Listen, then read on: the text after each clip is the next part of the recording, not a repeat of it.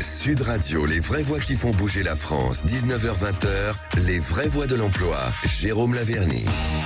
Bienvenue dans les vraies voix de l'emploi. Pourquoi il rigole, Philippe David? Non, parce que, oui, parce que c'est le regard de Jérôme Laverny. Ah oui, Jérôme Laverny, notre expert en emploi. Qui a la gentillesse de nous présenter toujours des gens formidables dans ces vraies voies de l'emploi. Et on va parler de l'EPID, voilà, l'établissement pour l'insertion dans l'emploi, comment les 20 centres que compte l'institution en France œuvrent pour l'insertion professionnelle des jeunes. Et pour en parler, et je crois que vous avez bien fait de l'inviter, Jérôme Laverny, oui. Marie-Josée Gallas est avec nous. Bonsoir, merci d'être avec nous. Bonsoir. Vous êtes directrice merci du centre. Je vous en prie. EPID de Montry, que vous adorez, Jérôme Laverny. Alors, voilà, je me permets de cette liberté de ton qui sera peut-être un peu plus difficile pour Madame Gallas. Oui, c'est un formidable établissement et à bon entendeur salut pour nos auditeurs. Il y a à peu près une vingtaine de centres en France qui font un travail qui font un travail juste extraordinaire. Et je le dis avec d'autant plus de détermination, de sincérité et d'admiration que j'y joins le sens critique qu'il convient d'adopter quand on se penche un peu sur la nébuleuse de toutes les associations et autres institutions qui œuvrent sur l'insertion et qui sont dans la capacité, mais Madame Gallas va nous le décrire plus en détail, d'accueillir des jeunes parfois avec des passés très difficiles, de les retaper pour des choses de façon un peu triviale pendant quelques mois, du point de vue de la santé, du point de vue des savoirs de base, et de faire en sorte qu'ils soient au terme de quelques mois titulaires du diplôme le plus demandé en France, le master, le doctorat, le CAP et l'agrégation de savoir-être. C'est un travail juste extraordinaire ce qui est fait là. Vraiment, chapeau bas, cheveux bas, enfin tout bas. Ouais, voilà, tout bas. À l'EPID. Et vraiment, j'invite nos auditeurs, j'invite les élus à aller voir les centres EPID et les autres institutions et surtout les entreprises à aller y puiser de futurs candidats. Voilà, avec Marie-Josée Gallas, merci en tout cas pour ce travail que vous faites, ce qui veut dire que quand on écoute Jérôme Laverny, que tout est possible. Quel que soit votre chemin professionnel ou en tout cas votre parcours, qu'à un moment donné, chacun a un horizon professionnel à venir. Je trouve très intéressant cette façon d'aborder les choses parce qu'effectivement, près du micro. Bien près du micro. Nous redonnons de l'espoir à nos jeunes, nous redonnons de l'espoir à des jeunes qui sont sur le bord de la route et qui quelque part se sont mis en marge du système. Et c'est vrai que l'EPID a cette particularité d'accueillir ces jeunes qui ont décroché. Est-ce que ce sont des jeunes qui ont déjà travaillé ou qui sont sortis du cursus scolaire La plupart du temps, ils ont décroché du système institutionnel scolaire. Oui. Certains ont essayé de travailler, mais n'arrivent pas à trouver la clé pour intégrer ce monde du travail et pouvoir après avoir une vie normale. Jérôme Laverny a dit un mot très fort, le savoir-être. C'est vous qui leur apprenez le savoir-être qui est vital pour pouvoir déjà passer un entretien d'embauche, être embauché et après rester dans le monde du travail? Le savoir-être, c'est la clé de tout. Quand vous discutez avec les entreprises, ils vous disent, écoutez, moi je suis en mesure de former les employés techniquement, mais je ne peux pas leur inculquer le savoir-être. Alors moi je tiens à dire et à apporter mon témoignage pour m'être entretenu avec ce que l'EPID appelle les volontaires, les jeunes qui franchissent les portes, que je leur ai posé notamment 2 questions. 1, est-ce que vous êtes bien ici ? Et il n'y avait pas de professionnels de l'EPID. Et plusieurs d'entre eux, et tous, m'ont dit, on est heureux ici. 2, comment ça fonctionne ? Qu'est-ce que vous avez gagné, même s'ils ont envie d'en sortir ? Et la plupart du temps, la réponse a été la suivante, j'ai gagné des règles, en fait. Je suis contre. Oui. J'ai appris ici, j'ai appris des règles. Et ça vaut de l'or. Voilà, parce que je n'en avais pas précédemment. En cela que le travail de l'EPID est un travail extraordinaire. Oui, justement, Marie-Josée Gallas, quel âge ont-ils ? D'où viennent-ils ? Est-ce que c'est une jeunesse ? Est-ce que ce sont des jeunes adultes ? Est-ce que ce sont des plus âgés ? En fait, ils ont entre 17 et 25 ans. D'accord. Ils viennent de tous les horizons. Au centre de Montry, nous accueillons des jeunes de la Seine-Saint-Denis, du Val-de-Marne, de Paris et de la Seine-et-Marne. Ils sont de tous les horizons. Nous accueillons donc ces mineurs, mais nous accueillons aussi des jeunes qui sont en errance résidentielle. Donc on est vraiment dans une cible de public qui est abandonnée, qui, s'il n'est pas aidé, ça se terminera très très mal. Ils ont des rêves, c'est-à-dire que j'imagine que le but c'est l'accompagnement, donc c'est beaucoup de discussions, beaucoup d'échanges, de comprendre déjà s'ils ont une petite expertise ou pas, de comprendre s'ils ont des rêves ou pas. C'est quoi, c'est la différence ce que je vous dis là, ça vous semble... En fait, vous savez, chacun a des qualités, a des talents en soi. Donc nous à l'EPID, nous sommes là pour leur donner confiance en eux, leur permettre de révéler leurs talents afin qu'ils choisissent une orientation de vie et qu'ils la mettent au service des entreprises. Donc je dirais, ça se fait par un accompagnement quand même assez renforcé, puisque nous les avons en internat pendant 8 mois, entre 8 mois et 1 an. Et un des piliers de l'éducation de l'EPID, puisque nous sommes dans une démarche éducative, c'est de leur apprendre à devenir des citoyens. C'est un mot important, parce que la citoyenneté, c'est pas uniquement lié au vote, aux institutions. C'est une valeur morale. C'est un savoir-être. On est citoyen à la maison avec sa famille, on est citoyen avec les personnes âgées dans la rue, on est citoyen en entreprise, dans les rapports avec ses collègues, on est citoyen dans ses engagements, dans ses devoirs, aussi dans ses droits. Mais c'est très intéressant. Pardon, allez-y, Jean. Oui, rappelons juste que les jeunes font éminemment de sport, beaucoup de sport, qu'ils ont une espèce d'uniforme, le même pull et le même pantalon, soyons quand même relativement... Qu'il y a un salut aux couleurs tous les combien, comment ça fonctionne? Mais en fait, c'est vrai qu'à l'EPID, nous sommes très attachés aux valeurs de la République. Donc nous chantons la Marseillaise 2 fois par semaine, le lundi quand ils arrivent et le vendredi, dans une cérémonie des couleurs où on les félicite, on les met à l'honneur pour le travail qu'ils ont effectué durant la semaine. Oui. Et aucun ne tombe évanoui d'ailleurs. Visiblement, tout le monde s'en ressort relativement bien. Continuons aussi. Il y a une petite marche au pas pour aller à la cantoche. Oui, parce que si vous voulez un cadre, il y a des rituels dans un cadre. Un rituel. Voilà. Pour instituer un cadre, on met en place des rituels. Effectivement, on marche au pas pour avoir une tenue. Mais pardon, je vous coupe. Comment ils ont vent justement de l'EPID? Qui en parle? Parce que c'est vrai que est-ce que ce sont des gens autour? Est-ce que vous parliez de volontariat? Ils viennent chez vous totalement volontaires, mais par qui ils entendent ça? C'est quoi la pub en fait? Il y a plusieurs types de prescripteurs. Il y a les prescripteurs plutôt historiques que sont les missions locales, Pôle emploi. Mais les associations de terrain qui travaillent dans les quartiers, en proximité de ces jeunes, dans les activités de loisirs. Mais paradoxalement, à l'EPID, nous avons plus de 50% des jeunes qui viennent par le bouche à oreille.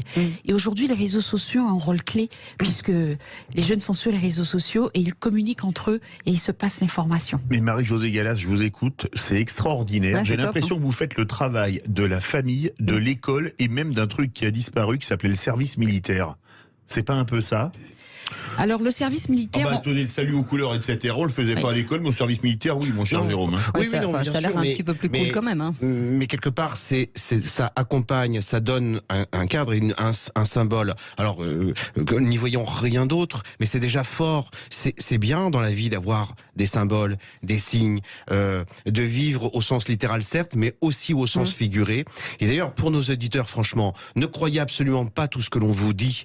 Allez voir une vidéo sur le centre EPID de Montry et vous allez comprendre, ne vous fiez pas à nos propos, vous allez comprendre les témoignages de ces jeunes qui vraiment ont parfois un passé très lourd, très difficile, n'ont jamais eu ou en tout cas très peu d'espoir et là tout d'un coup on leur donne non pas une bulle mais une véritable montgolfière d'espoir qui leur permet de se construire un projet professionnel pour la suite. Oui, vous avez mis en place des partenariats avec des entreprises. Quel type d'entreprise aujourd'hui, si vous pouviez nous expliquer finalement les expertises qu'ils ont découvertes et vers quoi ils tendent, dans quel métier aujourd'hui? Alors aujourd'hui, une entreprise cherche des talents. Et en fait, les entreprises ont compris qu'à l'EPID, ces jeunes qui ont une résilience incroyable, puisqu'ils ont vécu des vies que ni vous ni moi ne vivrons jamais. Ils ont 18, 19 ans, mais ils ont déjà vécu 10 vies. Et en fait, ils ont développé une résilience, une force de caractère, une ténacité, une capacité à transcender les difficultés, qui sont des valeurs clés pour une entreprise. Et je peux vous dire qu'aujourd'hui, nous travaillons avec des petites entreprises, avec de grands groupes, et nous avons mis en place justement des parcours adaptés pour permettre à ces entreprises qui naturellement ne regarderaient pas ces jeunes de s'y intéresser. Pas ces profils et de les intégrer. Je veux vous donner quelques exemples de noms. Le groupe Eiffage, Disney, McDonald's et bien d'autres. Et je vous assure que ce sont des fans maintenant. Et nous avons des partenariats rapprochés. Et chaque année, nous mettons en place des programmes sur mesure avec des phases de stage, d'observation, parce que il faut leur permettre... Et de suivi, tout à fait. Donc l'entreprise fait un effort, les jeunes font un effort, et on arrive ainsi à trouver une modalité qui leur permette d'être recrutés dans des entreprises où ils n'oseraient même pas postuler, pour certains. Un témoignage encore, et je le dis parce que cela m'est trop cher, pardonnez-moi Madame Gallas, mais simplement comme témoignage de l'extérieur, moi j'ai vu des entreprises qu'on avait invitées à venir à l'EPID dire mais je veux recruter un tel et un tel, parce que presque vraiment admiratif effectivement de la présentation des jeunes. C'est les jeunes eux-mêmes qui sont présentés. Merci en tout cas d'avoir été avec nous, chère Madame Marie-Josée Gallas, directrice du centre EPID de Montry. C'est 20 centres, c'est ça? Tout à fait. 20 centres sur une belle institution pour œuvrer pour l'insertion professionnelle des jeunes et des jeunes en difficulté et qui finalement trouvent chez eux des petits talents et qui deviendront grands. Voilà, en tout cas, merci d'avoir été avec nous. Dans un instant, la suite de notre émission sur l'emploi. Je vais y arriver. On revient dans un instant. C'est les vraies voix. C'est jusqu'à 20h. À tout de suite. Retour des vraies voix de l'emploi avec notre ami Jérôme Laverny. Comment concevoir une formation qui se transforme en recrutement, Jérôme? Et on a avec nous Jawad El Mounachid, chef de projet inclusion du CFA Stephenson à Paris. Bonsoir, merci d'être avec nous. Merci de m'accueillir. Alors surtout, lorsqu'un jeune à l'EPID par exemple, a déterminé un projet professionnel ou qu'il ébauche éventuellement une possibilité, l'idée c'est que ce soit ancré dans le concret. Parce qu'attention, le monde de la formation, il y a à boire et à manger, il faut avoir un sens critique relativement élevé et il est précieux. Donc par exemple pour un jeune de l'EPID, non pas tant seulement d'avoir une formation, mais d'avoir un travail, un contrat de professionnalisation, un contrat d'alternance. C'est ce que propose le CFA Stephenson, en réponse aussi, attention, aux besoins d'une entreprise.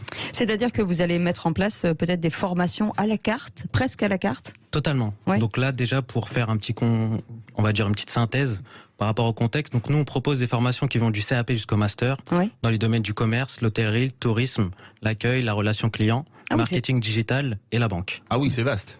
Et pour répondre à votre question, en effet, on va faire parfois des parcours sur mesure, ce qu'on va appeler les formations dédiées entreprises. Donc une entreprise vient nous voir, nous demande de recruter 20 personnes pour leur entreprise, et on va faire, avec l'ingénierie pédagogique, une formation sur mesure, avec une issue gagnant-gagnant.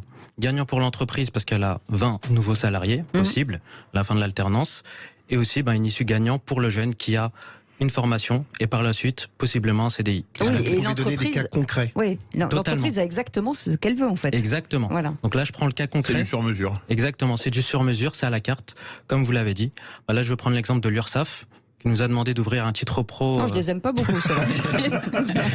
Voilà. C'est un mauvais exemple. Ouais, c'est un mauvais exemple. Surtout en ce moment. Non, c'est un restaurant, l'URSSAF. On les embrasse. Donc on les embrasse quand même. On va avoir l'URSSAF, on va avoir Sonepar, on va avoir d'autres formations où là, c'est vraiment du sur-mesure.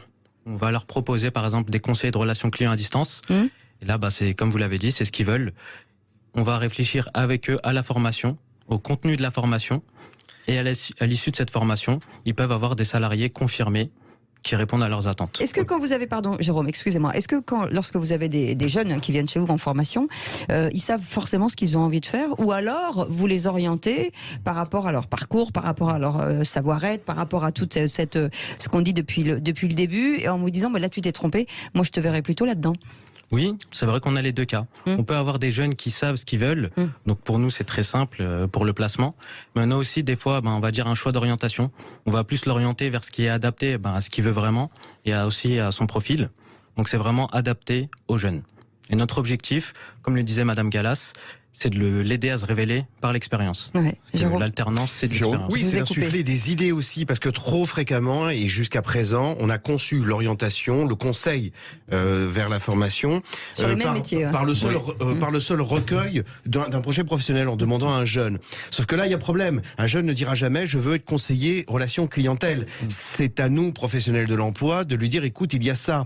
Voire même, c'est très dangereux, parce qu'il peut y avoir aussi tout un tas de métiers qui vont avoir un un affichage, une apparence un petit peu comme ça repoussante.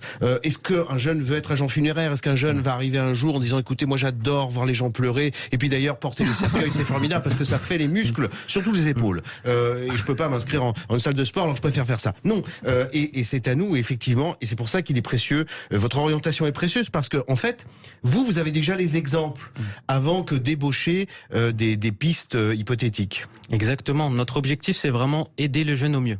Notre objectif c'est qu'il puisse trouver sa voie et l'aider à aller, comme vous le dites, vers l'emploi le mieux possible. Donc notre objectif, c'est de l'aider à développer son potentiel et à construire sa carrière. Est-ce que grâce à vous, on peut féminiser des métiers qui aujourd'hui se sont, où les filles se diraient c'est pas pour moi, alors qu'il n'y a pas de raison que ce soit pas pour les filles. Est-ce que vous pouvez aider justement à ces jeunes femmes, par exemple sur tous les métiers de la technologie, de l'innovation, où on a toujours l'impression qu'on n'est pas mateuse, donc on n'y arrivera jamais. C'est aussi le travail des centres de formation tels que le vôtre. Oui, on peut participer aussi à cette mission, parce que c'est vrai que pour nos entreprises partenaires, on est une sorte de cabinet de recrutement. Et notre objectif, c'est aussi, par l'intermédiaire de notre centre de formation, l'aider à trouver les pépites de demain et aussi à féminiser. Parce que c'est vrai que parfois, on a du mal à féminiser certains métiers parce que c'est un manque de connaissances. Par exemple, aujourd'hui. C'est vrai que les métiers dans le domaine du bâtiment, parfois, c'est assez compliqué, mais des fois, c'est juste qu'ils leur montrent des exemples. Donc, c'est à nous de leur montrer. Oui, c'est pas que porter des matériaux. Exactement. Il y a plein de métiers. Donc, l'objectif, c'est vraiment leur montrer le possible dans ces métiers-là. Et c'est vrai que les entreprises, Jérôme Laverny, ont fait beaucoup d'efforts pour communiquer sur leur métier en interne, ce qui était assez opaque à l'époque. Et aujourd'hui, on a presque le CV de l'entreprise en disant vous pouvez aller là, ce qui est vachement bien. Un concept qui vous est cher, Cécile, le concept de marque employeur. Effectivement, les entreprises ont très bien compris qu'elles ne pouvaient plus se contenter d'une montagne de CV entrants parce qu'ils ne rentraient plus. Et que, prenant conscience qu'il y avait un certain nombre de métiers qui étaient méconnus, peu connus, ou fréquentés effectivement par une catégorie bien précise, en voulant étendre le champ. D'ailleurs, est-ce que la féminisation des métiers ne passerait pas aussi par la masculinisation de certains autres? Bien sûr.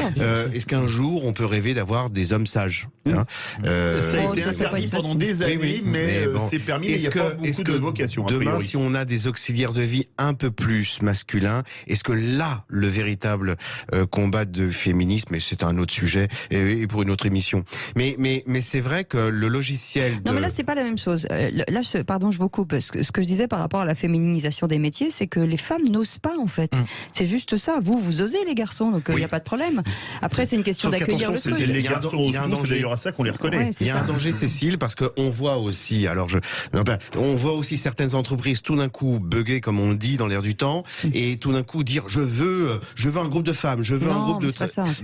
Mais c'est le danger, c'est tout. Mais effectivement, c'est pas l'injonction de l'entreprise, c'est juste de dire à certaines femmes, vous avez les capacités de le faire. Osez, envoyer votre CV.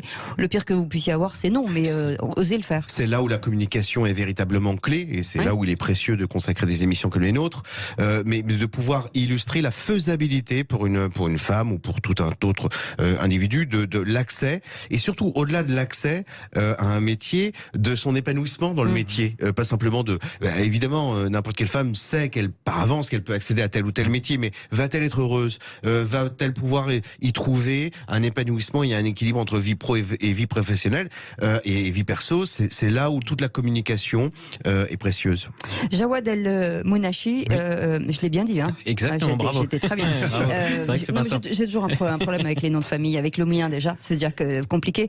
Il y a plein de métiers, nouveaux métiers qui arrivent assez régulièrement, des métiers dont on n'a jamais entendu parler et qui tout à coup émergent. Ça veut dire que vous, les centres de formation, vous devez être en éveil tout le temps et être aguerris à l'exercice de cette ouverture d'esprit, de dire il va falloir qu'on travaille des nouveaux métiers parce que des entreprises se développent qui n'étaient pas les entreprises traditionnelles avec des nouvelles compétences dedans. Totalement. C'est vrai que notre plus-value, nous, Stephenson Formation, c'est notre agilité. Mais je dirais notre agilité dans les deux sens. C'est-à-dire notre agilité du point de vue du marché du travail, comme vous l'avez dit, mais aussi notre agilité en termes d'accompagnement des différents publics, qui soient mineurs, de 16 à 30 ans, mais aussi qui viennent de différents horizons. Ouais. C'est seniors aussi. Ou plus âgés. Voilà. Donc notre objectif, c'est vraiment s'adapter à tout public et à la demande des entreprises et aussi à nos apprentis. Eh ben, merci beaucoup d'avoir été avec nous. Merci beaucoup, Jérôme Laverny. On a encore appris des choses, on a fait encore des rencontres formidables. Ah là là, qu'est-ce qu'on ferait sans vous, hein? Continuons. On continue. Ne nous arrêtons pas en si proche du but, Oui. On se retrouve demain. Non, on se retrouve pas demain, parce que demain, je remplacerai André Berkoff jusqu'au 1er novembre inclus. Vous serez en compagnie de Jean-Marie Bordry. Absolument. Vous y gagnez. Hein. Bon, je sais pas. C'est un autre genre. Et Yvan Cujus est avec nous. Et on va y gagner avec Yvan Cujus. Bonsoir, Yvan. Il a dit que vous y gagnez avec Jean-Marie. C'est pour taquiner Philippe David est quand même un mec exceptionnel, on le sait. Arrêtez. N'allez pas trop vite en besogne. C'est vrai. Les amis, nous recevons Jean-Pierre Calfon, que vous connaissez, acteur et chanteur français, qui sort un deuxième album, Méphisto-Phélange. Qu'est-ce qu'il a de la chance d'être la meilleure émission musicale du monde. Non, de Sud Radio, mais c'est la seule. C'est ça le problème. Il a joué dans plus de 65 longs métrages, vous l'avez vu, aux côtés dans Truffaut, Vivement Dimanche, Claude Chabrol, Le Cri du Bout, etc. On adore. Nous avons aussi le plaisir de recevoir Cécilia Cara, révélée il y a 20 ans par Roméo et Juliette. Magnifique, très jolie voix, on aimait beaucoup. Absolument, avec Damien Sargue. Et puis, la découverte du soir, c'est Mathis Poulain pour son premier album, Allons de l'avant. Voilà, les amis. Vous savez quoi, on croise les doigts. Pour soutenir ses talents. Merci beaucoup. Merci Yvan. On va vous écouter dans la voiture, puisqu'on va partir en voiture avec Philippe David. Et moi, je vous retrouve demain soir à 17h. Et vous, demain ? Demain, 12h30, à la place de Berkoff dans tous ses états. Mais ça s'appellera toujours Berkoff dans tous ses états. Voilà, c'est prévu bien, comme vous ça. lui ressemblez, c'est bien. Passez une belle soirée. Merci de nous avoir écoutés sur Sud Radio. Et on vous souhaite une bonne soirée. Et à tout demain. de suite, conseil Salut. de famille avec Stéphane Mollet.